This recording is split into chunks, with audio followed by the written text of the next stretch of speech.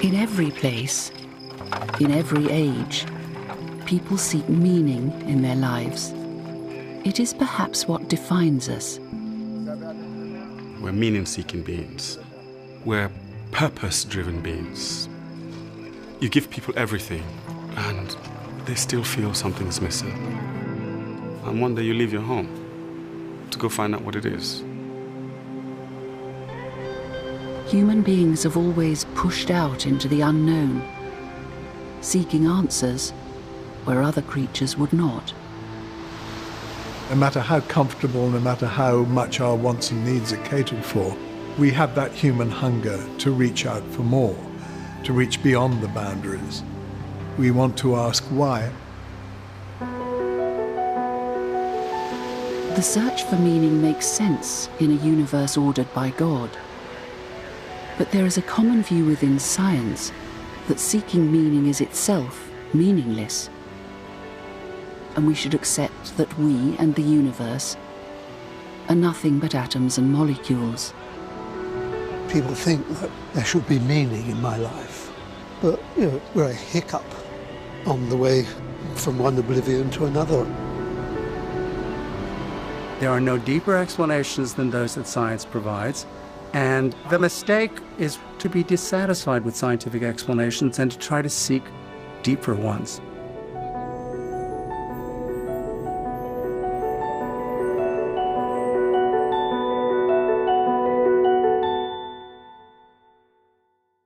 Bye, see you guys. This is Professor Ard Louis.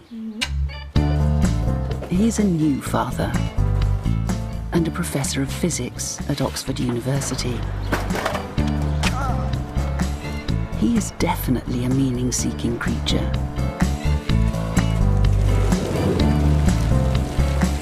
I'm a scientist. I want to have a system that at least makes some sense of the world. And God plays an important part for me in bringing that whole of life experience together in a coherent whole. David Malone has spent 20 years making science documentaries. He is also a meaning-seeking creature, but one who doesn't believe meaning points to God.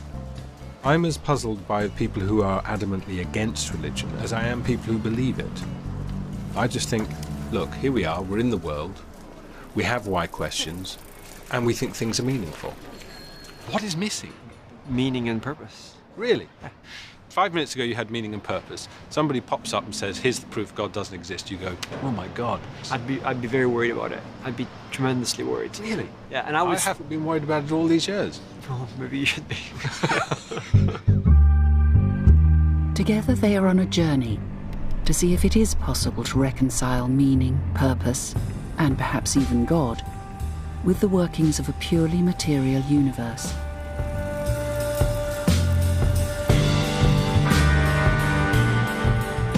The foundation of all modern science is what is called reductionism. And no modern scientist disputes its power.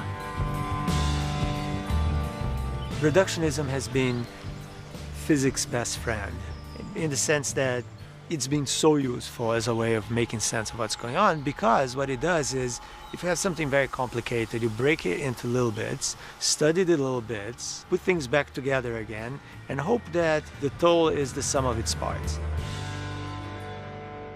Reductionism is this idea that you can break it into the parts, but the whole is nothing more than the sum of the parts. Exactly. The fact that every atom of hydrogen is the same around the universe is a triumph of reductionism, which is true. They are the same, So there is this fundamental repetition, of these basic building blocks. And that's why it's been so tantalizing to extend this notion to everything that is. And that is precisely what a controversial movement called scientism has done. For its supporters, reductionism is not a powerful method of science. It is science. It is a philosophy which says everything must be explained from the bottom up, and those things which can't be must be let go. Is there a God? Of course not. What is the meaning of the universe? It doesn't have any. What is the purpose of life? Ditto. is there a difference between right and wrong, good and bad? There's not a moral difference between them. What is the nature of the relationship between the mind and the brain? They're identical. The mind is the brain. Is there free will? Not a chance. Does the lessons of the past have any particular bearing that would help us cope with the future? Less and less, if it ever had any at all. Can you tell us what you mean by scientism? Scientism, as the word is normally used, is a term of abuse. And what it means is the exaggerated respect for science's methods and science's findings. Now, take that definition and remove the word exaggerated, and you've got my definition of scientism. Scientism is the view that science is our best guide to the nature of reality, its methods, and its findings are our best account of the nature of reality. When I weigh the philosophical puzzles against what science has accomplished over the 400 years since Galileo and Newton, when I weigh those in the balance, right, it seems to me that the balance is so heavily tipped towards science and its accomplishments by way of explaining and enabling us to understand nature and ourselves, that now, at the end of the 20th, beginning of the 21st century, there's still a package of problems that the sciences can't yet answer. Do I think that science will never answer them? No, that's what scientism consists in. It's the prediction that eventually we're going to successfully answer these questions. Peter Atkins is another prominent supporter of scientism. We're a hiccup on the way from one oblivion to another oblivion. So, you can't believe that. Yeah. We hope through the scientific method that we will understand absolutely everything. It's a wonderful challenge that, you know, the world is out there in all its complexity. We little humans are tinkering with an understanding of little bits of it, but we're gradually migrating towards an understanding of the whole.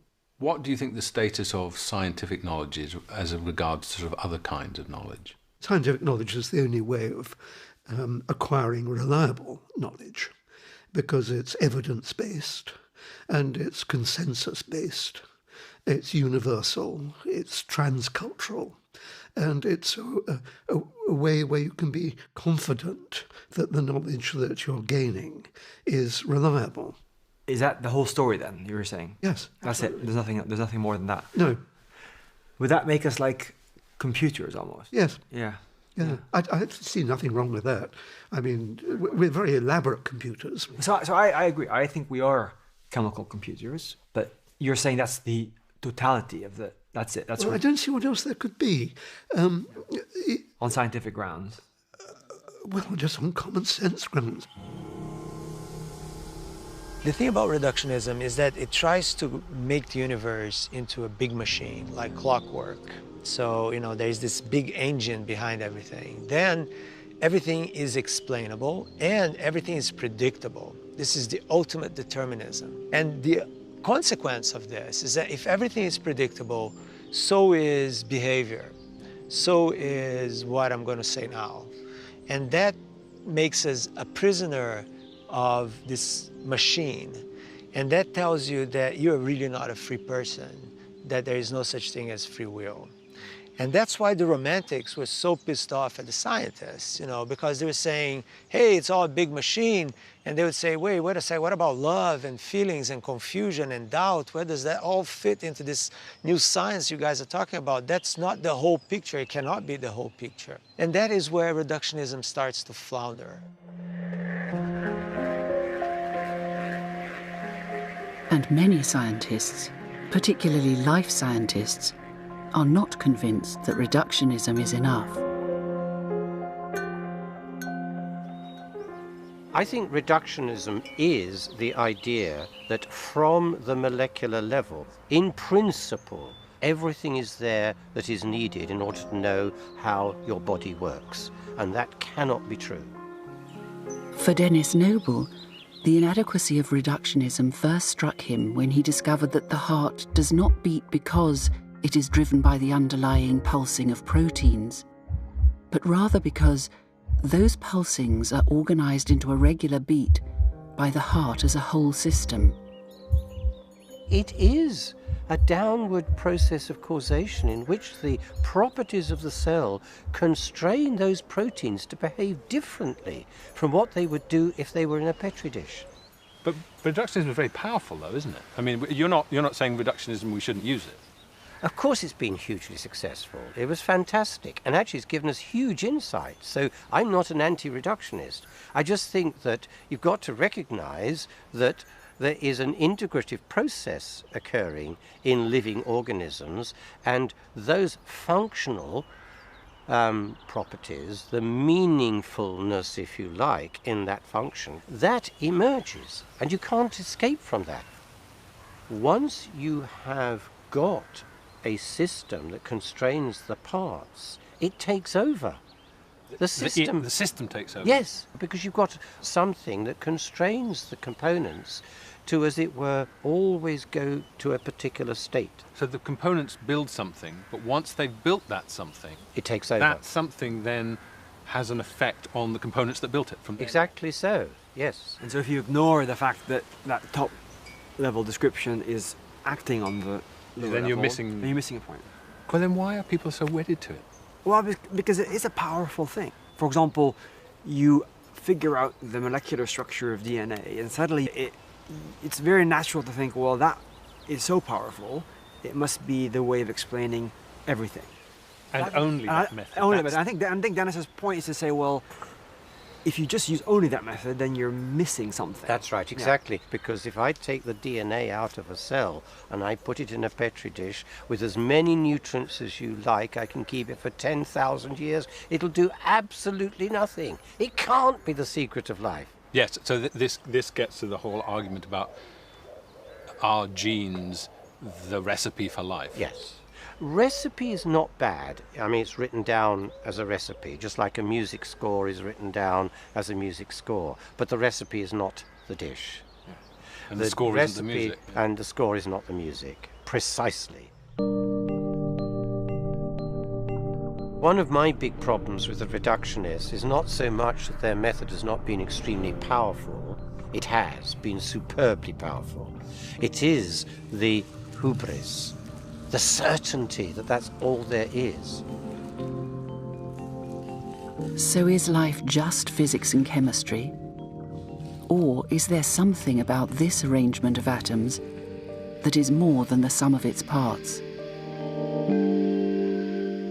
Does that work for you, or is that mumbo-jumbo? That's mumbo-jumbo. Oh. I mean, all defeatism is mumbo-jumbo, basically. Why is it defeatism? Well, because it suggests that there's something beyond your understanding of the entities that make up the butterfly. I don't see why it's a defeat to say, well, in addition to the rules that govern the individual parts, there could be entirely scientific rules which operate at the level of the system. Yes, but we've got no need for them at the moment. But there are many scientists who think that the insistence that everything can be explained from the bottom up is too narrow. My definition of a fundamentalist is someone who takes a partial truth and claims it's the total truth, and that's exactly the problem here. If you say that statistical physics explains a lot of stuff, there's absolutely no problem. If you claim it explains everything, including life, it's simply not true. One should pursue bottom-up causation as far as one can, and it's very powerful, but it's not the only thing in existence. In fact, I'll make quite a strong claim there. If you want to create life, there's a level of a ceiling that you can reach by assembly of molecules and so on, and you can't get any further for one very simple reason, is that after a certain time, you've got to start adapting to your environment. Now, when that happens, the environment has to feed in signals to this organism. Now, that's top-down causation from the environment into the structure of the organism. And so I make a strong statement that purely bottom-up causation will not bring life into existence. Which would mean there was more to life than the sum of its parts. But if scientism and reductionism are correct, and life is reducible to nothing more than clever physics or chemistry, then what of human beings? And our sense of having a self or a soul?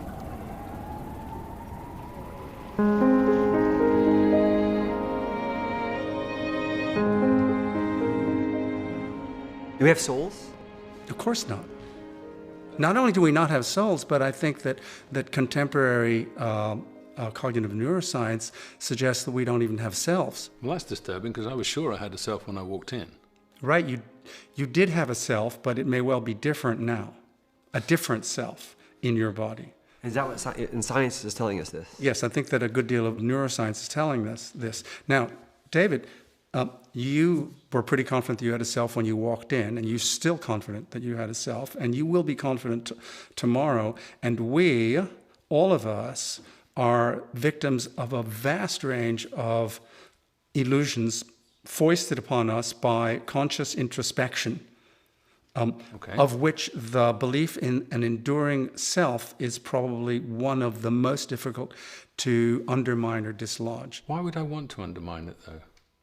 Oh, in fact, you probably wouldn't want to undermine it, and it is the result, most probably, of a process that is highly adaptive in our species, okay?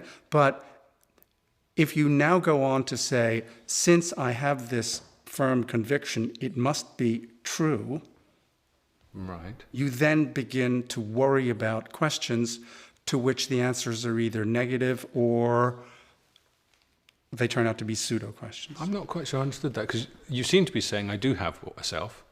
But it's made up. No, it's a fiction. You think you have a self.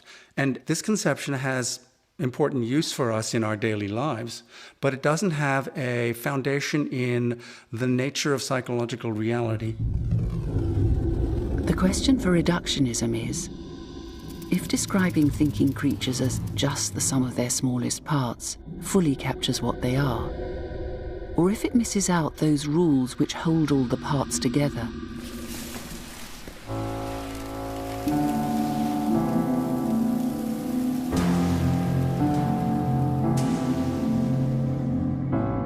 The only animals that once you've fed us and watered us and given us a house, there's still a restlessness, and that restlessness is, I think, probably a search for meaning. I don't think that follows at all. I'm just sort of amazed at this. Science is in a position to explain why it is that human beings, once you feed us and clothe us and shelter us, should begin to worry about the nature of reality. We have this desire to look beyond ourselves. Mm-hmm. But science has explained that as a kind of a misfiring of our... Misfiring is the wrong word. Science explains it, and what it produces is a set of cultural institutions that produce the enjoyment and the satisfaction and the happiness and the grief of human life, and that move us to action, okay? But which can't be taken seriously as descriptions of what's really out there. What does that mean? I mean, they're fun. They're entertaining, they're enjoyable. It's like when you listen to Beethoven's Ninth and you hear the Ode to Joy, it makes you cry. Scientism doesn't deny that it makes you cry, but to think that there's some world historical meaning beyond the emotional impact of a great work of art on us, that's what I think is the mistake, and a mistake that science reveals to us.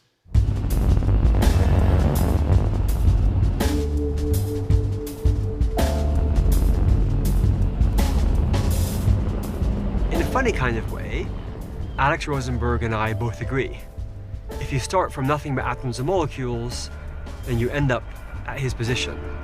No morals, no meaning, no purpose, just a kind of nihilism.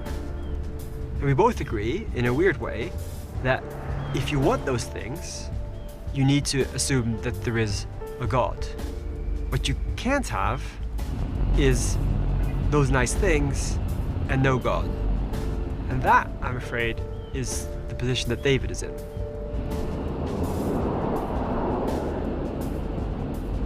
Do you think there's a chance that Rosenberg could be right? Yeah, there's a chance he could be right.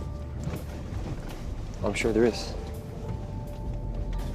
I don't think he's right, but there's a chance he could be right, yeah. It'd be pretty depressing for you. I see it would be pretty depressing for me when I think about it. It'd be depressing for both of us, yeah. I think he just says there is no God. There's nothing but atoms and molecules. And if you start from there, that's where you end, I think. there is nothing. That's the bit that bothers me, Ard, because I think that there's atoms and molecules and there is no God. But I don't want to end up where he is, because I do think the world has meaning in it and is meaningful. I think that's a very strong intuition that we all have, that life means something. And maybe one way of saying is that we should be careful of letting go of these intuitions too easily. Let's have a look.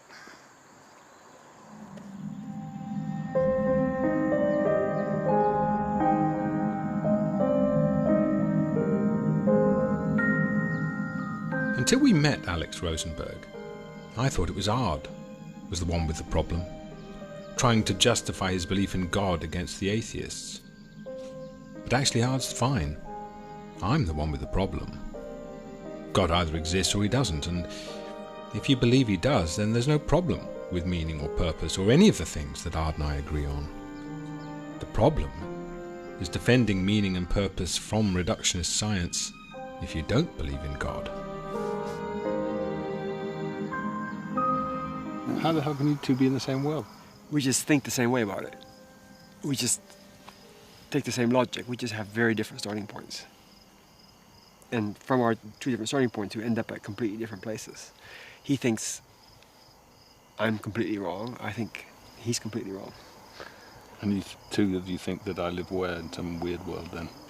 I think we don't quite understand your world is probably the right way of saying it.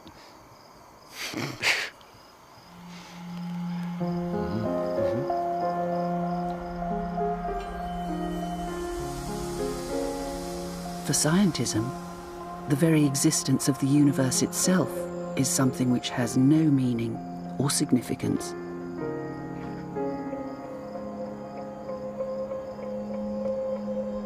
Do you think this question of why is the universe simple leads quickly to the kind of famous questions about why is there something rather than nothing?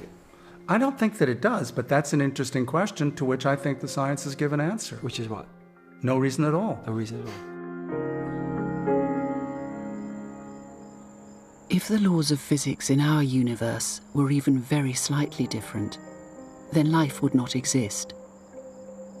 For many scientists, both religious and non-religious, this itself is a reason to see our universe as meaningful rather than meaningless.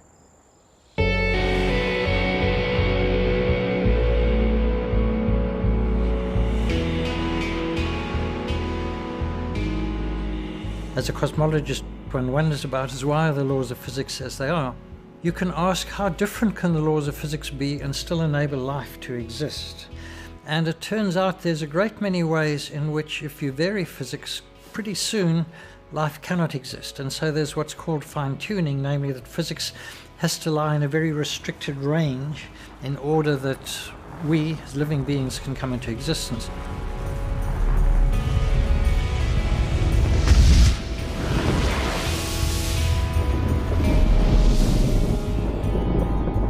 The extraordinary thing about our universe is that it is finely tuned for life.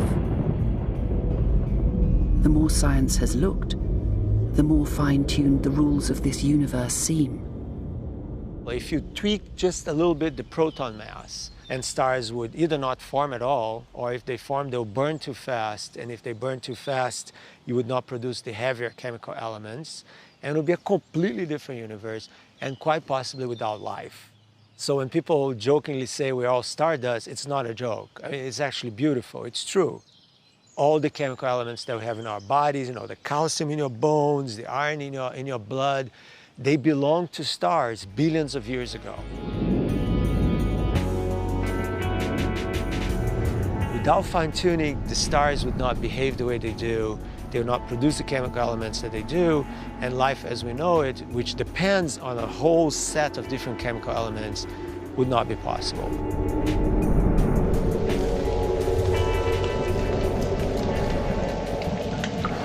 So the fine-tuning essentially means the constants of nature, they have the value that they do have, and because of that, we are possible. So the question becomes, why those values? And how do you account for that then? How do you account for it? Okay, there are popular and unpopular versions. You can do it in three ways. The one is just to say it's just chance. It's not probable or improbable, it's just what happened. Now, that's a philosophically impeccable solution, but people don't like it because it doesn't get you anywhere. Well, it's not much of an explanation, is it? It's philosophically impregnable. Well, okay. Okay, the second one is to try to say it's probable. So if you can imagine an ensemble of universes which actually exist, in some of them, life will be able to come into existence. Is that what people call the multiverse? That's the multiverse, and this is the scientifically preferred version. So there'll be just many, many universes? Yeah. For its supporters, the advantage of the multiverse is that it contains so many universes that even our rare one is likely.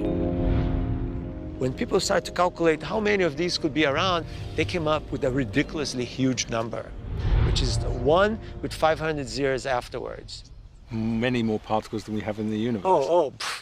We have, yeah, many more particles. That's a big number then. It is a ridiculous number, which means now what?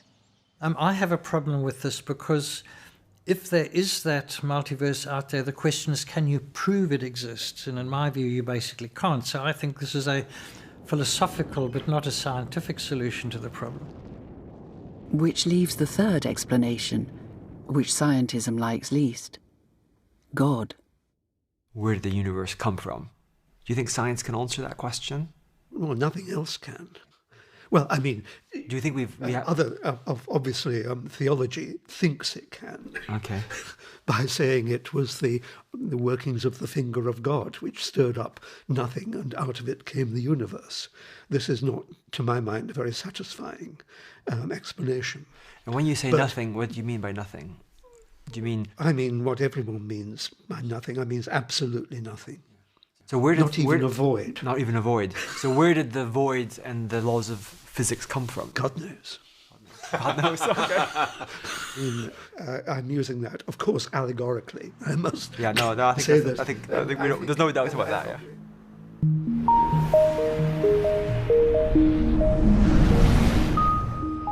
Why the universe is fine-tuned is a mystery, but it is. It's fine-tuned not only for life, but for intelligent life. You can divide the history of the universe into 4 ages. The physical age, which is from the Big Bang to the first stars. Up to that point, there was no chemistry, right? And then you call the chemical age, which is when the first stars burn and create the periodic table of elements. Then you have the biological age, which is when some of these chemicals, self-organize to create life. And then after the biological age, there was the cognitive age, which is when some of these living creatures became so sophisticated that they were able to ask questions such as the ones we've been talking about. So these are the 4 ages, and they all have different laws. Come and have a look at this. This is basically my database for convergence. When the biological age began and life emerged, it did bring a new rule into the universe. Natural selection. And what's exciting a growing number of scientists is that, for all natural selection is random, there are also patterns and trends to what evolves, which suggests that some things may be nearly inevitable. Which physicists say can't be done. But biology has said, yes, we can. One for the biologists. There we are. So that's another example. So there we go. There we go. Yeah. If you were to rerun the tape of life again, would something like ourselves grace the replay? Well, if we were to rerun the tape of life, my estimation would be that indeed there would be something really pretty similar to a human, in fact something pretty similar to this conversation, but there would also be an entire biosphere. So I'm not restricting the argument merely to intelligent bipeds with skills of manipulation and higher cognition. There would be animals in the sea, there would be plants in the forest, but in each and every case, the sort of end form which we see today from the beginnings of the Cambrian explosion would be surprisingly predictable. One has to also point out that not only is there recurrence in biology, this is what we call evolutionary convergence, but there's also evidence that in a broad sense things are becoming more interesting, almost more complex. So there are, if you like, trends towards greater complexity, but beneath that there's a sort of drumbeat which more or less says how many ways can you do something? How many ways can you fly? How many ways can you swim? How many ways can you breathe? How many ways can you think? If you look at the total number of alternatives which biology in principle could throw up, the numbers are stupendously, stupidly big. Out of this immensity of possibilities, at least on this planet, the total number of solutions is a handful. You were saying earlier that there's a directionality towards higher complexity. Yeah. That's a trend, right?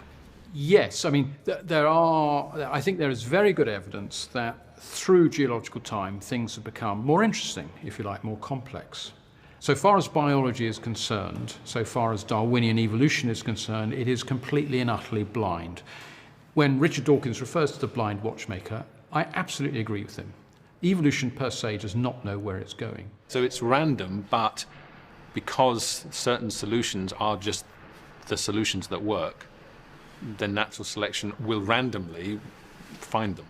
The processes may, at one level, be more or less random. It's the throwing the dice again and again. It's trying and trying and trying. Yeah, there's nothing wrong with randomness. The world won't work without it. But the world is also ordered, and it's in a sense a paradox of how do you get this self-order emerging from what is originally, of course, just this sea of early particles, and coalesces not only into planets and galaxies and all those good things, but also life forms which, in a certain sense, begin to step out of physics and chemistry into new worlds. The randomness we've been talking mostly about is really in a Darwinian and evolutionary framework, whereas if we look at the physical organization of the universe, it is very, very highly ordered indeed. And the paradox, and I think it's actually an interesting question, is, what is it about life? What is this thing, this sort of extraordinary thing which hovers between chaotic, gas-like behavior, where nothing ever settles down to an immobile, crystalline-like form, and life in this sort of metaphor describes this incredibly narrow line, it's sort of tiptoeing all the way along like this. And yet it's that expression of the universe which then looks back at the stars and said, what on earth are we doing here?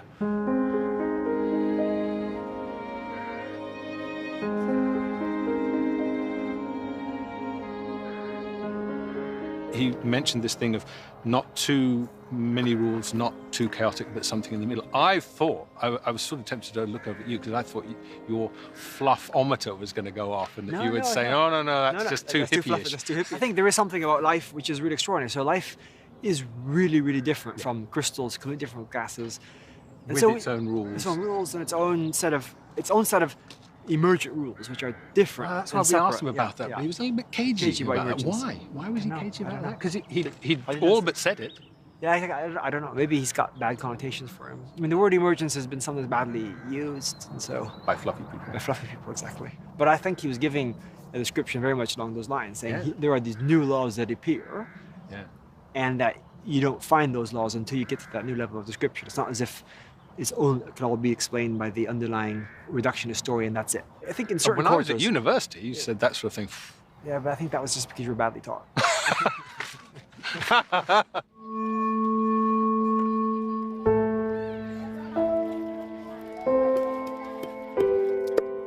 Perhaps simple life can be explained as nothing but complex physics and chemistry. But for many scientists, it's the existence of thought and ideas which is the real challenge to pure reductionism. Some scientists believe that ideas are a truly emergent level, something which cannot be explained by reducing it to the movement of atoms and molecules. You can explain all of the properties of the brain in terms of the physics of the molecules, the neurons, and all the rest of it. But you can't explain the ideas in there. It isn't even conceivable you could do that. And so that phrase that Rosenberg used, where he says the physical facts fix everything. That is not true. I think a very good place to start is digital computers. A digital computer, at the bottommost level, it's electrons flowing through the gate in a particular way, and that's what controls what happens at the screens. So there's the hardware sitting there. It doesn't do a thing until you load it up with a program. So the hardware per se does not determine what happens. What determines is the program that you load in. A computer program is an abstract entity. It's not a physical thing. That abstract logic then gets written into a high-level code. And then interpreters or compilers write it down into the lower-level languages.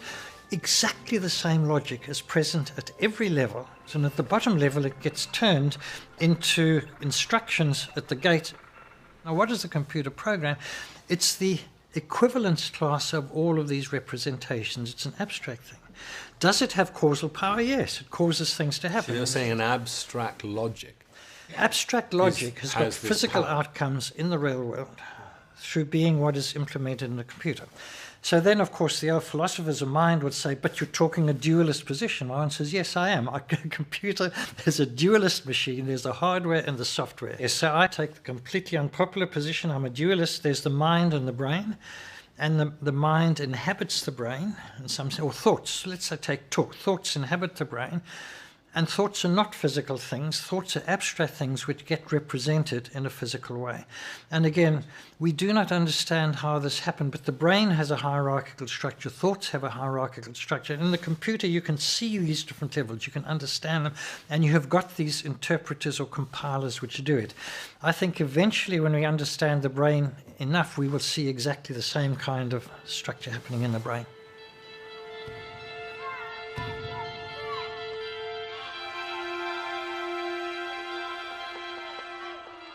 If ideas act on the world in a way that isn't completely dictated by the movement of particles, then we are more than just chemical computers.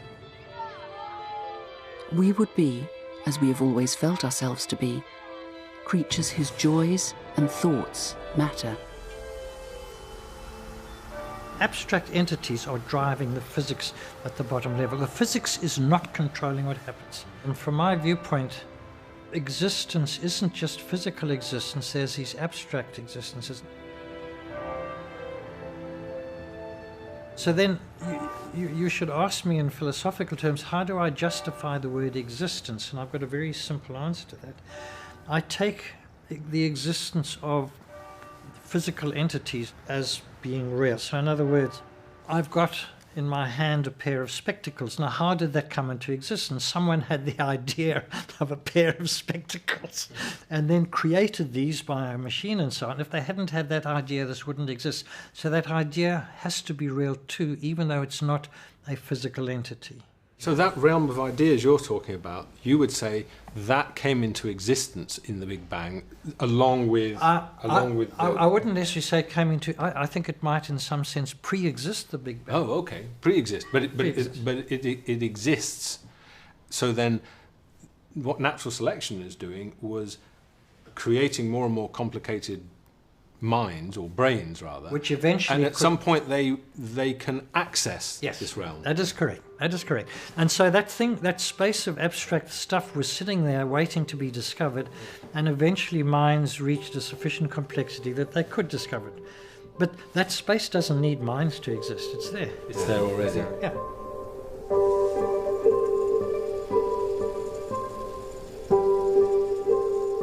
But for scientism, emergence is wrong, and even our thoughts and feelings can be nothing but complicated mechanics. So we're animals. I think nobody we're, without a divine spark. Without a divine spark. But there's nothing beyond the fact that we're animals. We're no different from it. Yes, right. But unlike a lot of animals, we have thoughts. Yes, unlike a lot of animals, but like a lot of animals.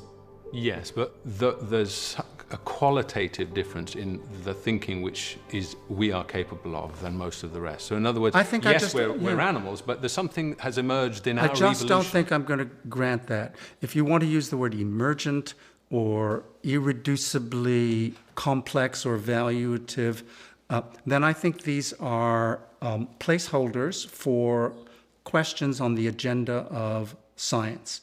At this point, we don't have a good handle on the details of the answer to this question that I favor. And you, holding an alternative view, have probably even less grounds for confidence. So David doesn't believe in God at all. No, but he does believe in the existence in emergent properties. Well, I think that. Do you think that's something he should let go of, emergent properties? Yeah. Why? Or alternatively, I think you should treat emergent properties as a signal or a flag that indicates a domain or a terrain in which science has some work to do. Could there not be a proper science which did include emergence, which would be scientific? When I look at the history of science, I look at the history of people drawing lines in the sand and challenging science to transcend them, and science successively doing it. And people say, reduce this, I dare you, and science eventually finds a way to do it.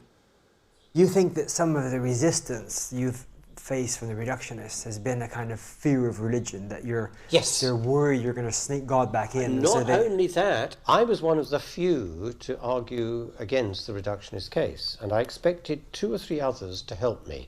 One did, another didn't, and he came up to me and said, Dennis, I would support you if I didn't think that that brings God back in. That's so weird. Of course, in the neo-Darwinist context, is the fear of all those creationists. I know that somehow or another, if you let this structure collapse, and I think it is collapsing, incidentally, it's a house of cards built on some very bad concepts and some very poor science. Poor because of the insistence that it's the only truth.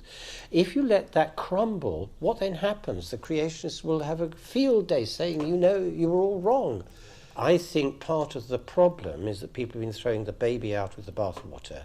They've been throwing out concepts like spirituality, which I think is a form of creative novelty, of the ability to give meaning to things. That is our spirituality, to be able to give meaning to things.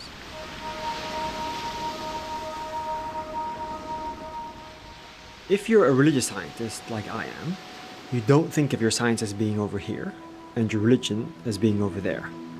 You think of your religious way of looking at the world being everything, and science is just a part of it. So I think that my Christian faith helps me explain why science works. If I start from the idea that there is a God, it's much more natural to find something like the understandability of the universe. So for me, science has deep Christian roots, but it's only part of the picture. That doesn't make science any less powerful or beautiful. It just makes me realize that science is not the whole story.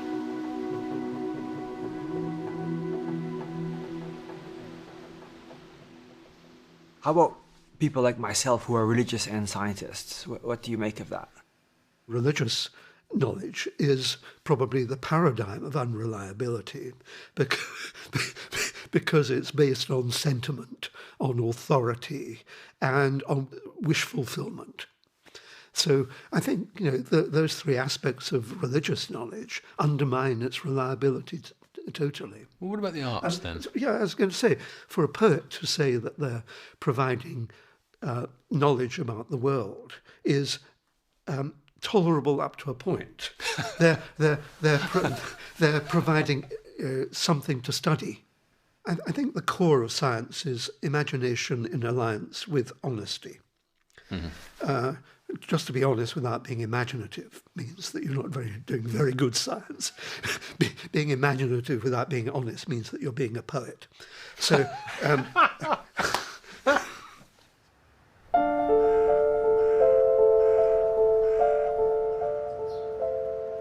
And there's the divide between those who think you understand the world by reducing it to its smallest parts, and those who say intelligent life has to be more.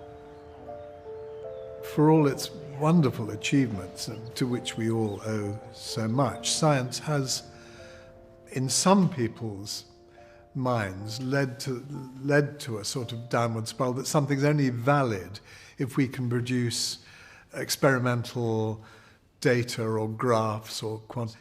But if you're trying to understand someone listening to a Beethoven symphony or someone discussing a problem with their wife or whatever, that has both those things have meaning, and it's absurd to think that some computer printout or diagram of what's going on in the brain could capture the meaning of what's happening in a relationship or in a musical enterprise. So when you think about it as absurd, nonetheless it exerts a seductive pull on people. I think if only we can get the data, we've got to the essence of the phenomenon. And so that's in a way what scientism, as opposed to science, is saying, trying to reduce things down to whatever can be quantified, measured, or put up in an overhead projector.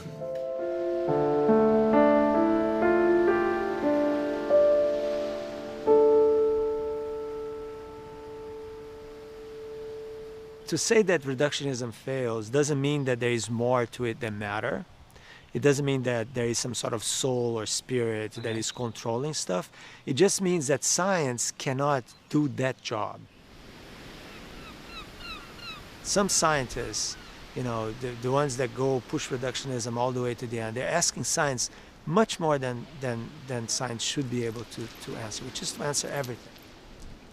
And so this belief, because it's nothing more than a belief, really, you know, that science can probe into the behavior of everything and come up with final answers about who you are, or even about what nature is, right, is really, I think, a misunderstanding of what science is about and how science actually operates. So to me, you know, this new science, instead of saying, oh, the universe is enormous, we are nothing, we're just machines, we have no free will, no. We are actually incredibly important, because without us, you know, the universe wouldn't have any meaning, because there would be no one to think about meaning in the universe.